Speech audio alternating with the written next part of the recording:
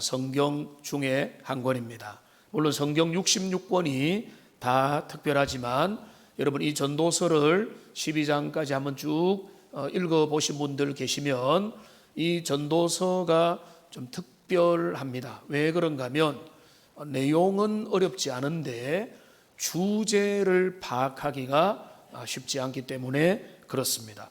전도자가 전도서를 통해서 무엇을 우리에게 말하고자 하는가, 전도서의 핵심 교훈이 무엇인가를 우리가 겉으로 이제 얼핏 봐서는 잘 다가오지 않기 때문에 그렇습니다.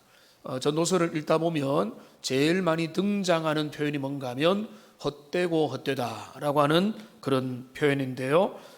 그게 처음부터 끝까지 나오다 보니까 전도서 기자, 전도자는 인생의 헛됨을 강조하고 있구나라고 이렇게 생각을 하기가 쉽습니다. 여러분, 그거는 전도서를 크게 오해하는 것입니다. 오히려 전도서는 인생의 헛됨이 아니라 인생의 진정한 행복, 진정한 보람 있는 삶은 어떻게 가능한가라고 하는 그 이야기를 하기 위해서 헛됨의 이야기를 반복적으로 이야기를 하고 있습니다. 전도서의 정답은 헛됨이 아니라 하나님 안에서 살아가는 인생의 복됨을 이야기하는 그런 책인데요. 그런데 우리가 여러분 서울에 한 번만 가본 사람이 제일 서울에 대해서 아는 척을 많이 하지 않습니까? 우리가 전도서를 한 번만, 그것도 헐깃 보고 나면 전도서는 비관론을 다루고 냉소주의를 부추기며 그 성경의 다른 복음적인 가치관과 충돌하는 것이 아닌가라고 별의별 잘못된 생각을 하기가 쉬운 것입니다.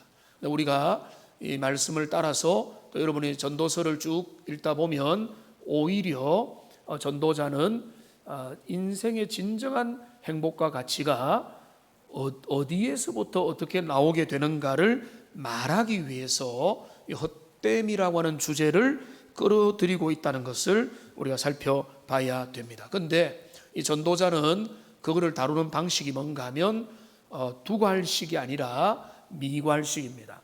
결론이 끝에 나타나 있습니다.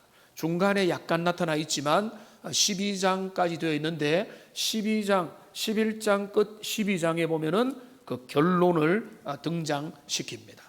그런데 우리가 항상 뭡니까? 결론을 알기 원하죠. 정답을 찾기를 원합니다. 우리 인생에서 정답을 알고 정답을 찾는 거 중요하지만 전도자는 잠시 멈추어서 정답으로 바로 가기 전에 어떻게 그 정답을 향해서 가야 되는가라고 하는 그 풀이 과정을 전도자는 1장부터 12장까지 쭉 펼쳐가는 겁니다. 제가 공부 다 잘하지 않지만은 제일 떨어졌던 과목이 수학인데요. 이 수학에 있어서 점점 이제 중학교 지나고 고등학교 가면서 문제가 어려워질 때 저에게 나타나는 현상이 뭔가 하면 이제는 정답지를 자주 찾아보게 된다는 거예요. 문제를 딱 보면 그 문제를 좀 고민하다가 계속 고민을 해야 되는데 고민하고 풀어보고 이리저리 애를 써봐야 되는데 도통 답이 없으니 어떻게 됩니까? 뒤에 정답지에다가 딱 표시를 해놓고 정답 보고 문제 보고 정답 보는 이렇게 해서 가는 겁니다. 그런데 이제 고급의 과정으로 갈수록 그 정답지에는 뭐가 있습니까? 해설이 들어가 있습니다.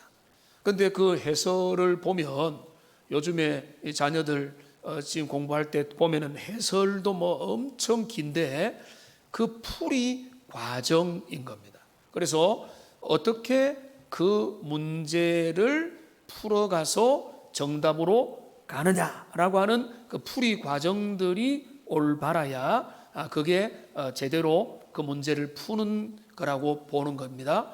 그래서 이제 고급 수학, 대학 수학 이런 데 가면은 정답이 설령 틀려도 과정이 비교적 경로를 잘 찾아가면 부분적으로 점수를 70% 주기도 하고 절반을 주기도 하고 하는 것이 그래서 일어나는 겁니다. 그런데 이제 답답하거나 우리 같이 수학을 좀 못하는 사람은 항상 뭔가 하면 문제가 조금만 안 풀리면 바로 정답이 뭐냐를 보고 답을 때로는 그냥 무조건 공식 외워가지고 그거를 그냥 쓰는. 근데 그게 내 것이 됐냐면 전혀 내 것이 안 돼 있는 거죠. 근데 우리의 신앙생활도 우리의 인생생활도 우리의 삶도 그럴 때가 많이 있다는. 우리가 답은 외워서 알고 누군가가 말을 해줘가지고 그 해답은 알고 있지만 그 답으로 걸어가는 과정, 의문을 품고 연구하고 고민하며 또 여러 자료를 살펴서 그래서 생각해 보면서 대답을 내리는, 그래서 이렇구나라고 하는 그 답을 내리는 게 진짜 인생을 풀어가는 정직한 방법이라면 오늘 전도자는 그런 방법을 택하고 있는 것입니다. 자, A의 답은 1번의 답은 4번이다. 이거를 전도자가 바로 가르쳐 주는 것이 아니라, 자, 1번이라는 이 문제가 있는데 이 문제에 대하여 이 정말로 그 정답으로 우리가 어떻게 해서 가고 그 과정이 이렇게 된다라고 하는 것이 전도자가 풀어가는 방식이 되는 겁니다. 그래서 이 전도자의 풀어가는 방식대로 우리가 성경을 보지 않으면 우리가 전체를 모른 채 전도자가 헛되다 이야기하니까 인생은 헛된 거구나, 이렇게 잘못된 판단을 내리게 될 가능성이 많기 때문에 여러분이 물론 이제 그런 오해를 피하고 이 전도서의 매력 속으로 함께 들어가서 전도자가 말하는 그 복음적인 교훈, 인생에 대한 정말로 통찰력과 이 전도서가 성경 안에 있는 거는 성경답기 때문에 있는 거거든요. 왜 이 전도서의 매력이 좋은 것인가라고 하는 것들을 이번 전도서 강해를 통해서 여러분들 함께 확인하기를 원합니다. 이 전도서의 저자를 아는 것은 전도서를 이해하는데 큰 도움이 됩니다. 저자에 대해서 본문에 힌트들이 있는데 1절에 보면은 꽤 강력한 힌트가 있습니다. 자, 1절을 같이 한번 읽어보겠습니다. 다윗의 아들 예루살렘 왕 전도자의 말씀이라. 여기 보면 이 전도자에 대해서, 전도서의 저자에 대해서 세 가지를 이야기합니다. 다윗의 아들이다, 예루살렘의 왕이다, 전도자다라고 이렇게 말을 합니다. 근데 여기 제일 중요한 게 빠졌죠. 본인의 이름이 빠졌죠. 이름만 들어왔으면 제일 좋은데 이름이 빠져, 솔로몬이라고 하는 이름이 빠져 있어서 우리는 이제 전도서의 저자는 솔로몬이로 이렇게 이제 확정을 짓고 저도 그렇게 봅니다만 여기 솔로몬이라는 이름은 여기에 빠져 있습니다. 그런데 여기 우리가 주목할 저자에 대한 소개가 뭔가 하면 전도자라고 하는 이런 소개입니다. 전도자, 전도서, 이건 다 연결이 되어 있습니다. 전도서라고 하는 것을 영어로 보면은 여러분 잘 대하지 못하는 이름인데요. 그게 뭔가 하면 에클레시아 테스라고 하는 이런 이름으로 되어 있습니다. 에클레시아 테스. 근데 이게 이제 그 여러분 신앙생활 좀 한 분들은 여기에서 연관된 헬라어 단어 하나가 연결되는 거 아십니까? 에클레시아라고 하는 단어는 들어보셨죠? 교회에 대한 헬라어가 에클레시아입니다. 에클레시아, 에클레시아테스 비슷하죠? 그러니까 이게 비슷하지만 의미가 거기에서 같은 어근에서 나오는 겁니다. 에클레시아라고 하는 것은 뭔가 하면 부름을 받은 사람들이 에클레시아입니다. 자, 그런데 에클레시아테스는 뭔가 하면 부름을 받은 사람들이 특별히 모이는 모임이 바로 에클레시아테스라는 거예요. 그러니까 지금 부름을 받은 사람들은 에클레시아 교회고, 교회가 오늘처럼 여러분들처럼 이렇게 회집이 되어 있으면 그게 바로 뭔가 하면 에클레시아 테스라는 거예요. 자, 그러면 그 에클레시아 테스에서 복음을 전하고 말씀을 강론하는 사람이 누군가 하면 전도자라고 하는 거예요. 전도자, 코헬렛이라고 하는 전도자가 되는 겁니다. 그러니까 여기 교회로 모여 있는 주님의 회중들 가운데서 복음과 진리와 하나님의 뜻을 전하는 사람, 그 사람이 바로 전도자. 그래서 이거를 보통은 설교자라고 보면 되고요, 또 지혜의 스승이다, 교사다, 이렇게 볼 수가 있는 것입니다. 이 전도자는 솔로몬으로 보면서도 여기에 하나의 이미지가 더 있는데, 그게 바로 뭔가 하면 전도자라고 하는 이미지가 그 속에 있는 겁니다. 1장 12절 13절을 보시면은 그가 어떤 작업을 했는가가 알 수 있는데요, 특별히 13절에 보면은 마음을 다하여 지혜를 써서 하늘 아래에서 행하는 모든 일을 연구하여 살폈다. 그냥 내가 뭐 권력을 통해서 했다, 이게 아니라 연구하여 살폈다, 이렇게 되어 있습니다. 중간에도 많이 나오지만은 12장으로 빨리 가보겠습니다. 마지막 장 12장 9절과 10절에 보면 전도자의 작업이 나옵니다. 이렇게 말합니다. 전도자는 지혜자이어서 여전히 백성에게 지식을 가르쳤고, 백성의 지식을 가르쳤죠. 또 깊이 생각하고 연구하여 잠언을 많이 지었고, 전도자는 힘써 아름다운 말들을 구하였나니 진리의 말씀들을 정직하게 기록하였다라고 해서 전도자가 했던 일을, 전도자 하면은 우리가 주로 생각하는 건 밖에 나가서 주 예수를 믿으라, 예수 천국, 불신 지옥 이렇게 외치는 사람이라고 생각하기 쉬운데 그게 아니에요. 이 전도자는 뭔가 하면 지혜의 교사인데, 그가 평생 한 일이 뭔가 하면 여기 12장 90절에 나와 있습니다. 지식을 가르치는 일, 가르칠 뿐만 아니라 연구하는 학자였습니다. 깊이 생각하고 연구하여서 그 다음에 잠언을 많이 지었고, 그 다음에 아름다운 말들을 구했다는 건 뭔가 하면 전 세계로 돌아다니면서 또 찾아오는 사람을 통해서 여러 동서고금의 지식들과 교훈들과 여러 가지 탁월한 여러 가지 내용들, 뭐 이솝 우화도 포함될 수도 있고 여러 가지 것들을 연구하고 비교하고 살펴보고, 그리고 그는 진리의 말씀을 정직하게 기록하였다. 그 기록한 것 중에 하나가 전도서죠.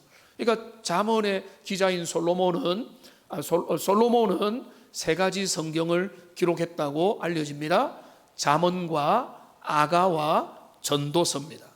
그런데 이 전도서는 그 솔로몬의 가장 노년의 그의 원숙한 경험을 통해서 기록한 그런 말씀이다라고 우리가 볼 수가 있겠습니다. 그러니까 이 전도서에는 우리가 원래 알고 있는 그 지혜의 왕이요, 아주 힘과 권력을 가졌던 그 솔로몬 왕이라는 이미지와 함께 이 전도서를 여러분 읽다 보면은 전도자의 아주 독특한 위치와 자리가 있는 거예요.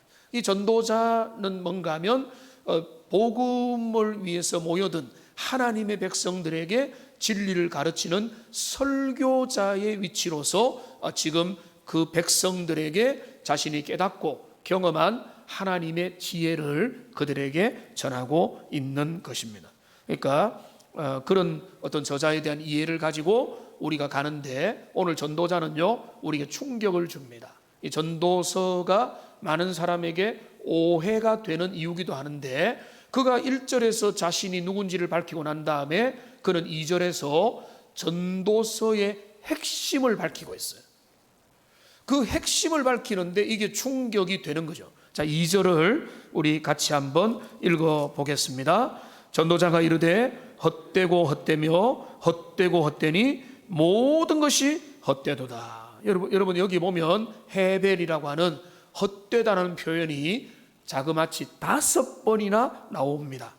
여러분 성경에 하나님을 배울 때 거룩하다 거룩하다 거룩하다 3번이잖아요. 3번이면 물론 완전수기도 하지만은 충분히 반복하여 그 내용을 드러내는데, 여기 보면은 5번이에요. 근데 원래 그 히브리어 그 배치를 보면 이렇게 되어 있습니다. 헛되고 헛되다. 전도자가 말한다. 헛되고 헛되다. 모든 것이 헛되다. 이렇게 해서 5번입니다. 우리는 그 한자어라고 생각하면 되는데 우리는 헛되고 헛되니라고 말을 붙이지만은 히브리어에는 그런 말을 붙이는 게 없습니다. 헤벨 전도자가 말하되 헤벨 모든 것 중에 헤벨 이렇게 되는 거예요. 그러니까 헤벨이라는 단어가 5번 여기 등장하고 있는 것입니다. 그러니까 그 전도서를 열자마자 헛되고 헛되다. 헛되고 헛되니 모든 것이 헛되다라고 딱 이렇게 선포를 하니까 웬만하게 전도서를 자세히 깊이 읽지 않으면은 전도서의 결론은 비관론이구나, 인생 냉소주의구나, 인생 별 볼 일 없다, 이거를 말하는 것이구나 하면서 그렇다면 이게 과연 성경 속에 포함될 수 있느냐, 성경의 다른 진리의 가르침과 일치하느냐, 충돌하고 모순되는 거 아니냐라고 그렇게 의심을 사게 될 수밖에 없는 그런 방법론을 지금 전도자가 택하고 있다는 것입니다. 그러니까 전도자가 오늘 헛되고 헛되다라고 5번이나 강조하는 1장 2절에 나타난 이 헤벨이라고 하는 헛되다라고 하는 것들을 우리가 제대로 이해를 해야만 전도서가 열립니다. 그리고 전도자의 메시지가 다가오게 되는 거예요. 이거를 우리가 이해를 못하고 이거에 대한 깊은 어떤 고찰이 없이는 우리가 전도서를 거달게 되는 거죠. 그 전도서의 진짜 깊은 매력에는 절반도 못 가고 그냥 괜히 엉뚱한 이야기만 그렇게 변죽을 올릴 뿐이 되는 것입니다.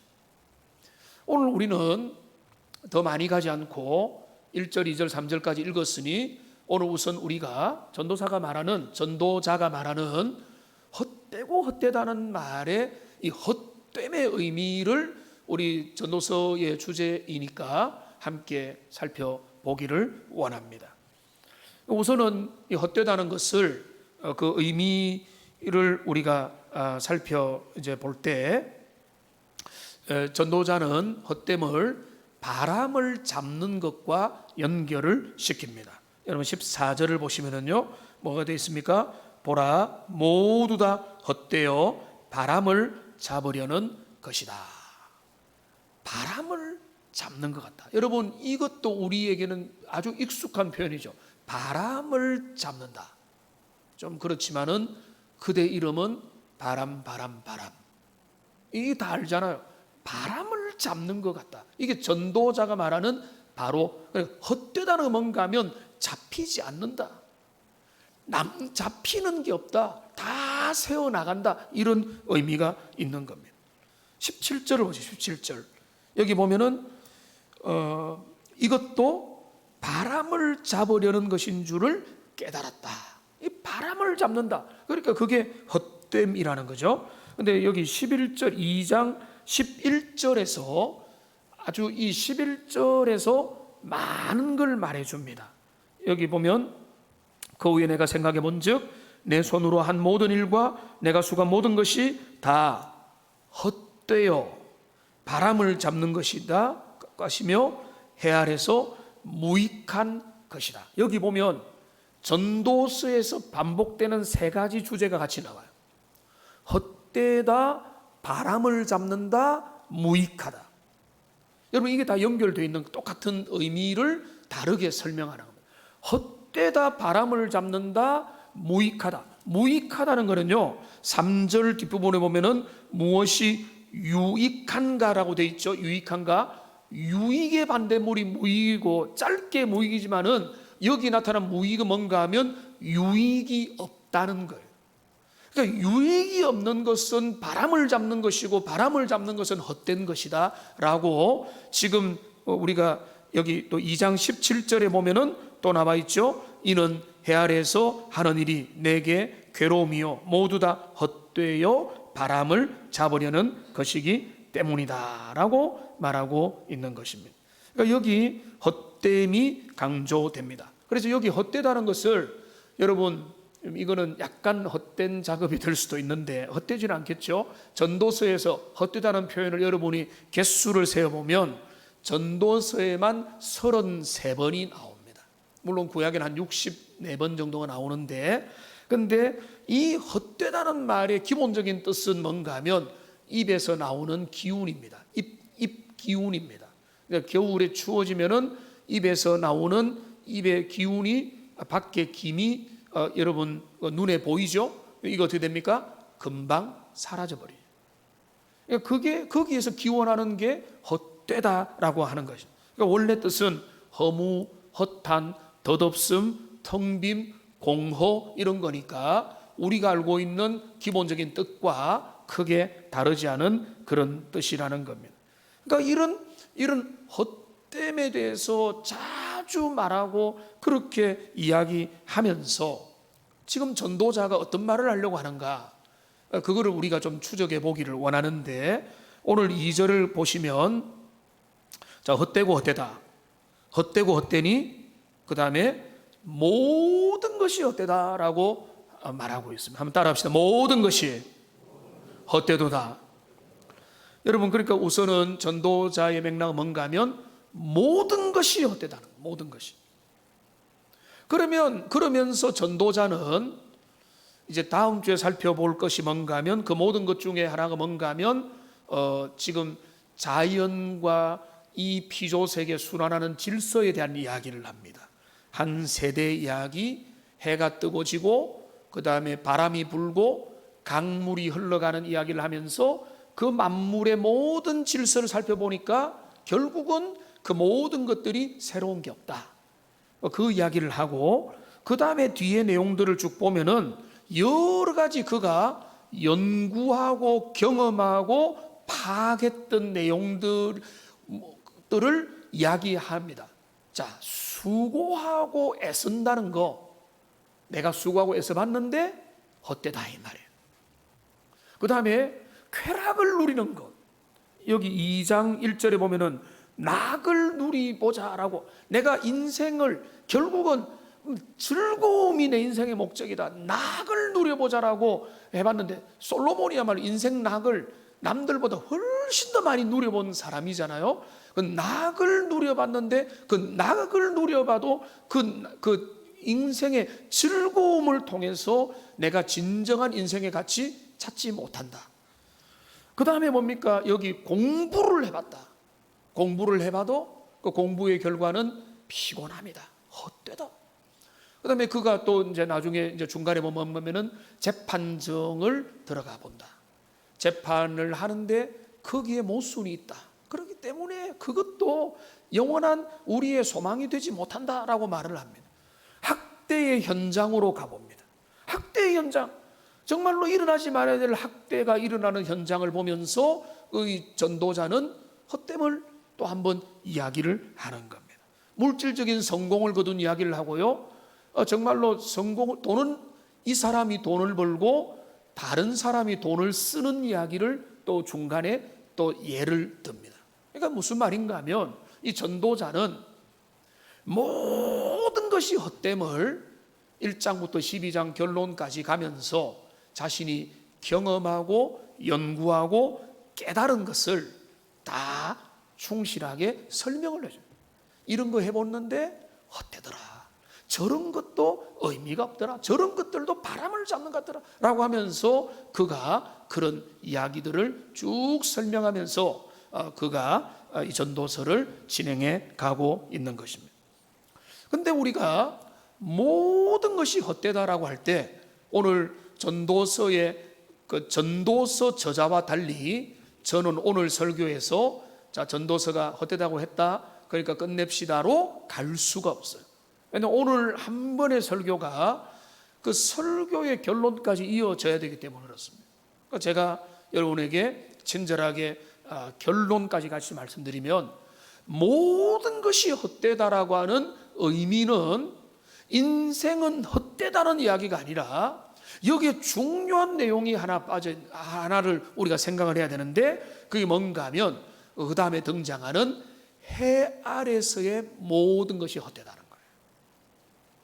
그 다음에 3절에 보면은 여기에 나와 있죠. 해 아래서 수고하는 모든 수고가 무엇이 사람에게 유익한가. 여기에 등장하는 표현이 뭔가 하면 해 아래서라고 하는 표현입니다. 해 아래서. 근데 이 해 아래서라는 표현은요, 우리가 이제 복음송에도 해 아래 새 것이 없나니 뭐 이런 복음송도 있지만은 놀랍게도 이 해 아래서라는 표현이 전도서에 29번이 나오는데 전도서에만 이 표현이 나와요. 다른 데는 한 번도 나오지 않는 전도서 고유 브랜드 표현이 뭔가 하면 해 아래서라고 하는 이런 표현이라는. 근데 여러분, 이 해 아래서라고 하는 말은 영어 성경에서 쉽게 말하면 in this life 이렇게 되어 있어요.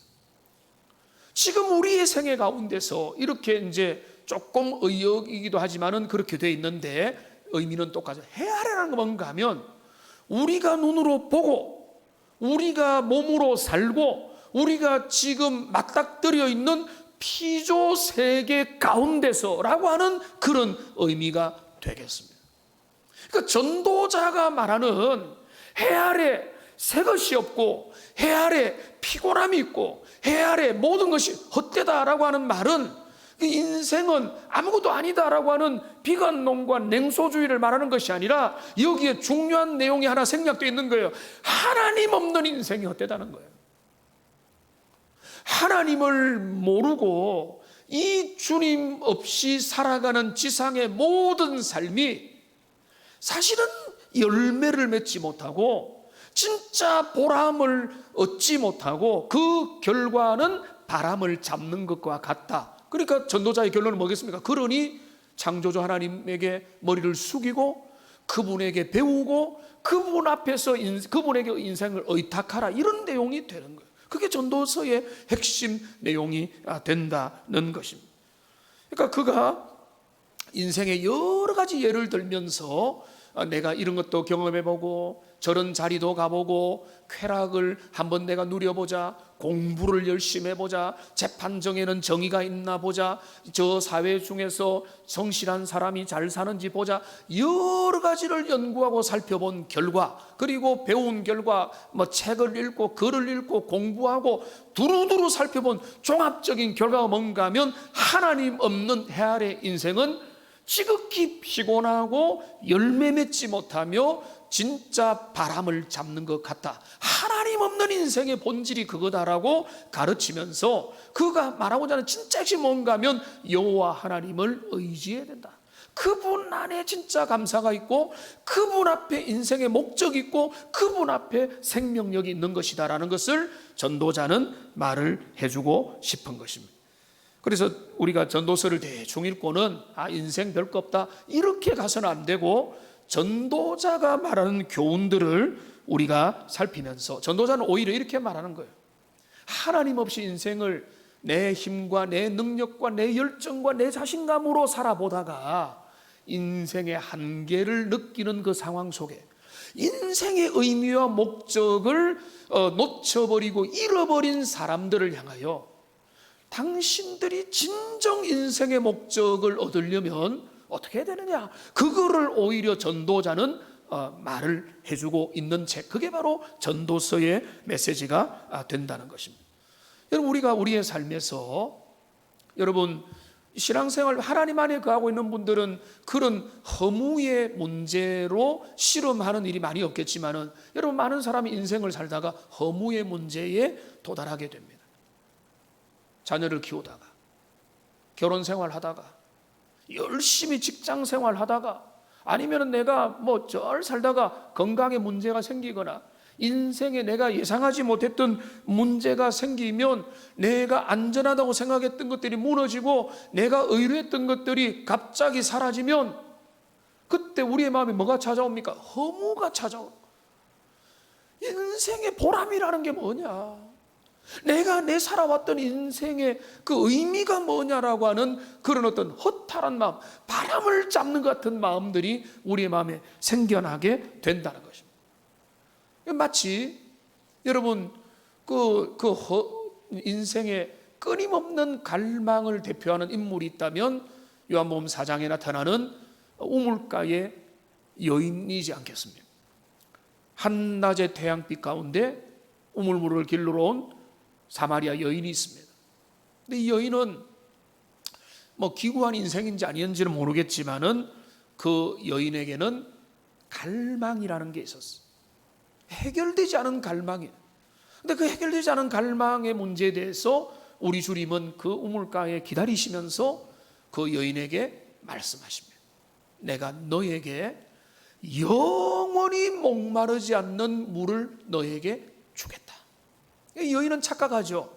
내가 한 번 물 마시면 그 다음에 갈증이 없는 그런 물을 주시려는가 생각을 했지만은 우리 주님의 말씀은 영적인 겁니다. 우리 인생에 관한 겁니다. 우리는 물을 마시고 돌아서면은 또 다른 목마름으로 갈급해하고, 우리가 성공을 경험해도, 물질이 있어도, 건강이 있어도, 내 주변에 많은 것들이 갖춰져 있는 것 같아도 외롭고 힘들고 헛됨과 열매 없음과 바람 잡는 같은 것 때문에 허무에 결국은 목마름과 갈급함이 있는 그 존재를 향해서 우리 주님 뭐라고 하십니까? 내가 너에게 영원히 목마르지 않는 생명수를 너에게 주고 내가 생명의 근원이 되게 하겠다. 여러분, 바로 같은 말입니다. 우리 인생은요, 주님을 만나지 않으면, 하나님 안에 거하지 않으면요, 인생의 목마름 해결할 수가 없어요. 그래서 많은 사람들이 하나님 없이 성공한 것 같지만은 결국 그게 진정한 성공이 될 수가 없는 것입니다. 그래서 사람들이 또, 그래서 여러분 신기한 일은 뭔가 하면, 하나님은 의외로 여러 사람들은요, 인생의 절망과 한계를 깨닫고 그 깨닫는 시점에 결국은 창조주 하나님께 나오는 경우가 종종 있습니다. 그런데 그거는 성경적입니다.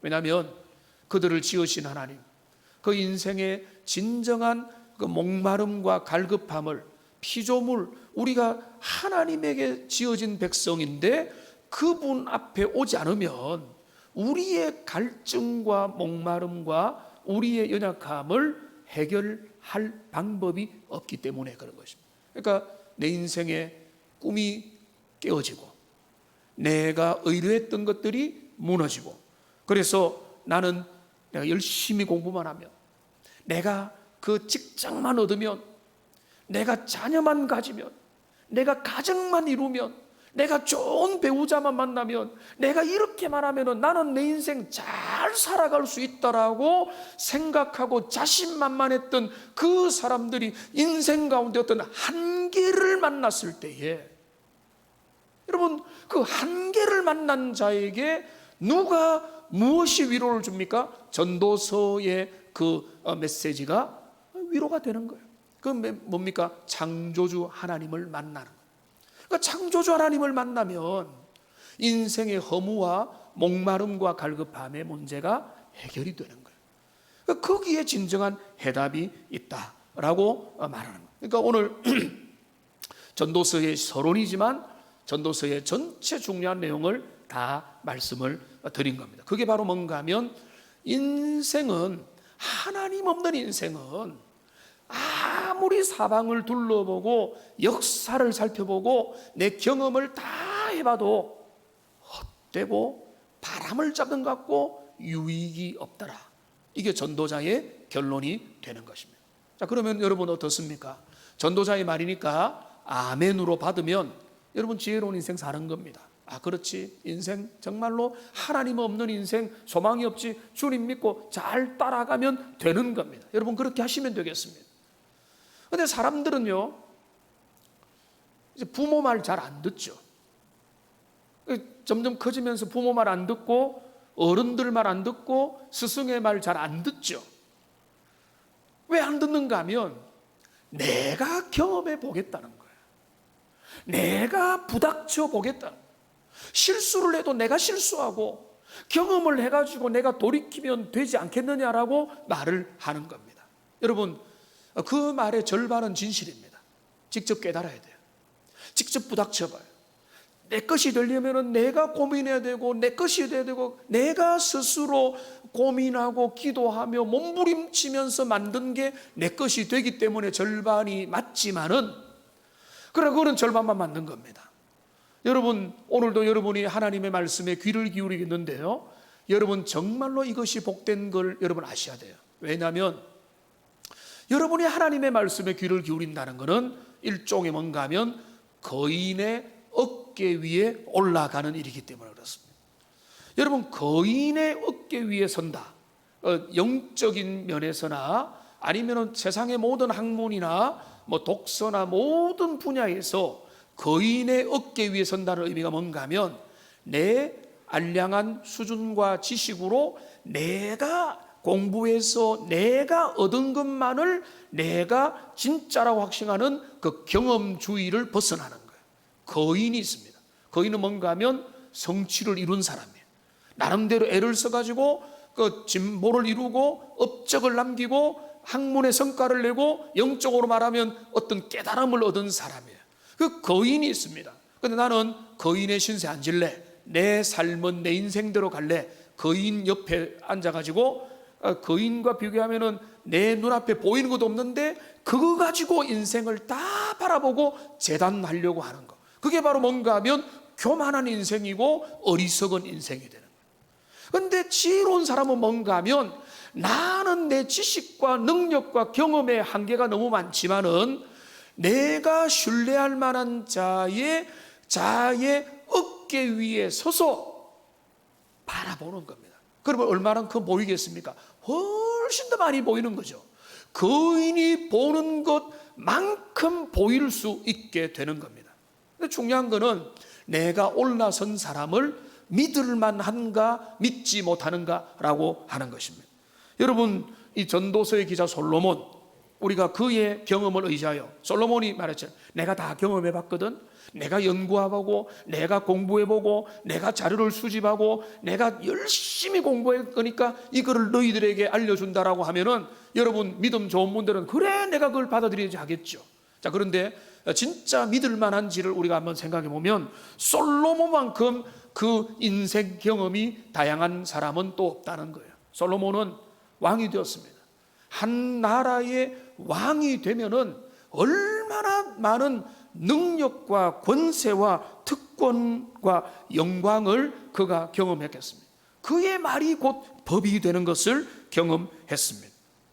솔로몬은 가장 탁월한 지혜를 얻었던 사람이에요.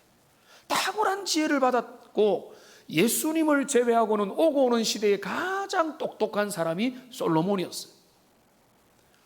저는 진짜 농담이 아니고 부럽지 않은데 솔로몬은 그 수많은 여인들을 거느렸습니다. 아내들도 많았고 처첩들도 많이 있었어요. 그런데 거기에서 그는 뭔가 하면 쉽게 말하면 쾌락을, 인생의 성적인 즐거움도 그가 누릴 만큼 다 누린 사람이었다는 겁니다. 그의 음식은 오늘날 우리가 음식을 워낙 잘 먹어서 그렇지만 솔로몬은 전 세계의 진귀한 음식들을 다 먹을 수 있는 그런 위치에 있었다는 것. 최고의 지성에 최고적인 당대 문화적인 혜택을 거두면서 솔로몬의 그 물질은요, 그가 얼마나 부유한 인생에 하고 싶은 것, 먹고 싶은 것, 누리고 싶은 것, 그런데 그는 또 똑똑해서 시바의 그 여왕뿐만 아니라 수많은 사람과 함께 지식에 대한 토론을 하면서 솔로몬은 그가 경험할 수 있는 모든 것들을 다 경험했다. 자, 그런 경험한 사람이 복음 앞에서 노년에 그가 하나님 앞에 받은 지혜로 말하는 게 바로 전도서라는 거예요. 그리고 그 전도서의 결론이 뭔가 하면 지상의 모든 것이 헛되다라고, 하나님 없는 해아래 삶은 결국은 바람을 잡는 것 같으니 주님을 붙들라라고 하는 그런 교훈이 바로 전도서의 교훈인 겁니다. 그러니까 여러분 중에 믿음이 있는 대부분의 사람들은, 그러니까 솔로몬을 당연히 우리는 신뢰하고 그가 그렇게 경험하고 낸 결론이라면 나도 미리 거인의 어깨 위에 서서 실수를 줄이고 내 젊은 인생, 내가 기회가 많을 때에 나는 지금부터 이 교훈을 받아서 내 인생을 조심하여 하나님 안에서 살아가겠다, 이렇게 결론을 내릴 수 있다는 거예요. 그런데 우리가 어리석으면 어떻게 됩니까? 아니야, 난 내가 부닥쳐 볼 거야. 아무리 그가 노력하고 수고하고 연구하고 경험해봤지만은 내 인생은 내가 몸으로 부닥치면서 할 거야. 여러분, 그거는 절반의 의미는 있지만은 그렇게 하다가 실패하면은요, 여러분 인생 그냥 날아가 버리는 거예요. 그러니까 얼마나 여러분 위험합니까? 그리고 정말로 지혜로운 사람은 거인의 어깨 위에 서서 미리 여러분 역사를 공부하고 성경의 과거의 수많은 사건들을 연구하고 전도서를 통해서 귀를 기울이는 이유는 다른 게 아니에요. 우리가 과거를 통해서 미리 예습을 하고 복습을 하면서 내 인생을 어떻게 살 건가를 돌아보는 그런 기회가 되는 것입니다. 이제 말씀을 정리하겠습니다. 오늘 전도서 서론인데요, 전도자는 이야기합니다. 내가 세상의 모든 것들을 다 경험해 봤고 내가 누려보고 이런 삶 저런 케이스들에 대해서 다 연구를 해봤는데 그 결론이 바로 2절이다. 헛되고 헛되니, 헛되고 헛되니 모든 것이 헛되다. 그 의미가 전도서를 관통하는 주제인데요, 이건 뭔가 하면은 해 아래서의 삶이 헛되고 하나님 없는 삶이 헛되고 하나님 없이 추구하는 우리의 노력과 열심이 결국은 열매 맺지 못하고 죽는 날 허무에 굴복하고 말 것이다. 이게 전도서의 맥락. 그러니까 전도서를 여러분 깊이 읽다 보면 계속 뭘 만납니까? 창조주 하나님을 젊은 날부터 만나라, 그분 앞에서 인생을 경영하라, 이런 이야기가 나오게 되는 것입니다. 여러분, 인생의 헛됨을, 인생의 허물을 한 번씩 경험하죠. 시다르트는 인도에서 그거를 헛됨을 아마 깨달았고 진짜 진리를 발견하지 못했지만은 그것 때문에 결국 왕가를 떠나게 될 정도로 헛됨에 됐습니다. 그 장례식을 보면서 그랬습니다. 우리의 삶에도 여러 가지 이유들로 인해서 결국 우리 인생의 한계와 연약과 헛됨을 깨달을 때가 있습니다.